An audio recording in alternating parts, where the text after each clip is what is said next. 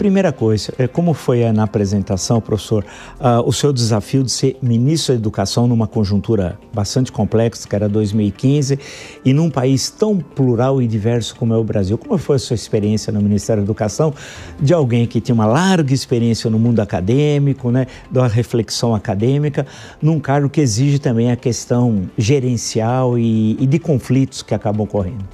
Foi muito difícil. Na verdade, eu já tinha sido convidado uns anos antes para assumir um outro ministério, da Cultura. Na ocasião, eu não quis. Aí, quando veio esse convite, eu falei, gente, a coisa está piorando, cada vez que é algo mais importante, né? É bom parar por aqui antes de ser fazendo alguma coisa que eu não teria a menor capacidade. Então, eu aceitei, achei que era um desafio importante, o momento estava muito difícil, e é uma coisa que é evidente, Marco. Uma pessoa de fora do mundo político só é chamada se ninguém do mundo político está disposto. Então, isso é visível. Então, não são belos olhos, não é nada disso. É simplesmente que, nos momentos muito difíceis, às vezes, os cargos não são objeto de desejo, tanto quanto em outros momentos.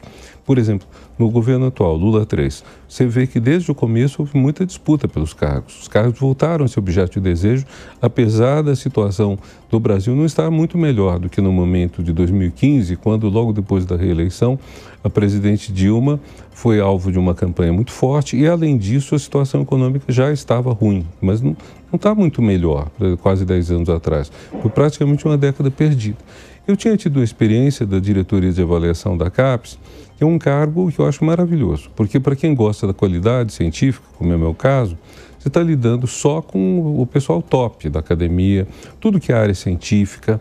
A avaliação, ela tem um papel importante porque ela é um termômetro da qualidade dos mestrados e doutorados e ela permite melhorá-los mesmo com pouco dinheiro. O meu orçamento, o orçamento da diretoria de avaliação, o que 20 anos atrás, 2004, era R$1 milhão por ano.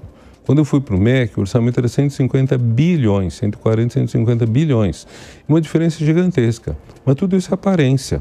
Porque, na verdade, quando você tem um orçamento maior, primeiro, quase tudo está carimbado, quase tudo tem já direcionamento. Segundo, faltava dinheiro para as coisas. Quer dizer, imagina, você tinha começado a fazer uma faculdade de medicina, hipoteticamente, no ano anterior.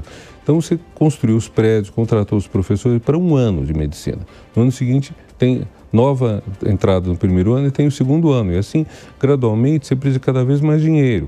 O Brasil não pode parar. O Brasil precisa de dinheiro, precisa de faculdades, precisa de gente de nível universitário, precisa incluir mais gente nisso tudo. E estava muito difícil. Então, foi uma experiência difícil, mas, ao mesmo tempo, o vício, talvez, da profissão acadêmica, você aprende coisa. Eu acredito que aprende, tanto que eu escrevi um livro sobre esse período no MEC, A Pátria Educadora em Colapso. O título quem sugeriu foi o meu editor, Alcino, que era da editora da Folha, que depois fechou. E então foi uma experiência muito importante, mas ao mesmo tempo muito difícil. Porque você tem a gestão, a parte de gestão, quer dizer, manejar dinheiro, tem a falta de dinheiro que o Brasil está vivendo, muito grande, e hoje mais ou menos está a mesma coisa. Você vê, o orçamento da República, em boa parte, foi desviado para coisas que são, assim, erradas. Quer dizer, hoje consta que a Câmara está pensando em autorizar um pagamento a mais para os deputados. Não é muito dinheiro que vai dar se eles puderem acumular com a aposentadoria, mas simbolicamente é assustador. Quer dizer, você tem explicitamente hoje gente que quer cortar os gastos, leia-se políticas sociais, e ao mesmo tempo que está cada vez canalizando mais dinheiro para coisas inessenciais, como, por exemplo, permitir que os deputados ganhem, sei lá, mais de 50, 60 mil reais por mês, que vamos dizer é um exagero isso, né? Então foi difícil. Ô, Justo, me pegando esse gancho, professor, a questão você é presidente da SBPC, né? A SBPC tem um papel histórico importante na discussão dos rumos da ciência no Brasil e, em certo momento, um papel político também muito importante, especialmente nos anos 70. Eu me lembro que em 1977 a reunião da SBPC foi célebre, que foi na PUC São Paulo, era para ser no Nordeste, o governo federal criou problemas, acabou sendo na PUC. era o Oscar Sala, né, o presidente da SBPC. Eu me lembro, eu estava lá no Tuca naquele dia da abertura, e em certo momento tinha tanta gente por tanto lugar, sentado no chão, em cima, que ele é físico, Oscar, pediu que não continuasse batendo palma por aquele volume, que as ondas podiam colocar em risco a estrutura do prédio, tal, de tanta gente que tinha.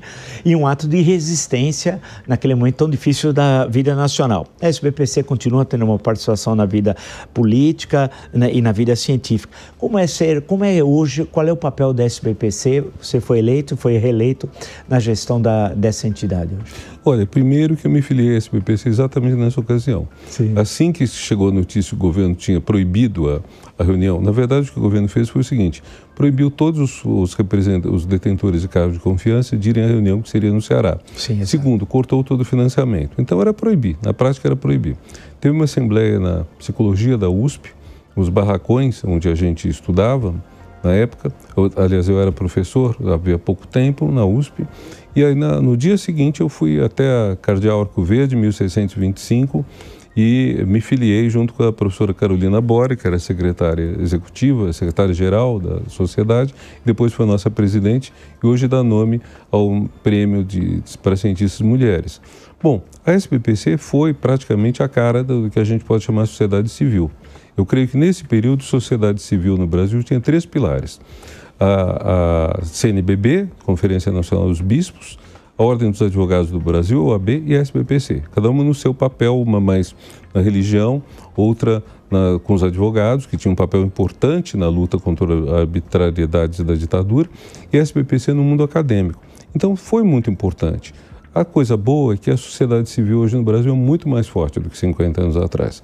Então, nosso papel relativo dentro disso não é tão importante. Nós somos como os pais de uma criança que cresceu, adulta e faz as coisas próprias. Então, a SBPC não tem mais esse peso todo que teve no passado. A gente às vezes lamenta, mas eu acho muito bom que você não precisa mais, de certa forma, carregar os pecados do mundo, levar tudo em ordem. Porém, a gente continua tendo um papel. Por exemplo, quando o governo fez um certo contingenciamento de verbas para o ensino superior no Brasil, foi a SBPC, junto com a Sociedade Irmã, a Academia Brasileira de Ciências, presidida pela Helena Nader, que fez o principal documento de protesto, que levou o governo, inclusive, a rever um pouco o contingenciamento. Então, a gente continua tendo esse papel. Quer dizer, a gente luta por uma quantidade de pautas muito grande.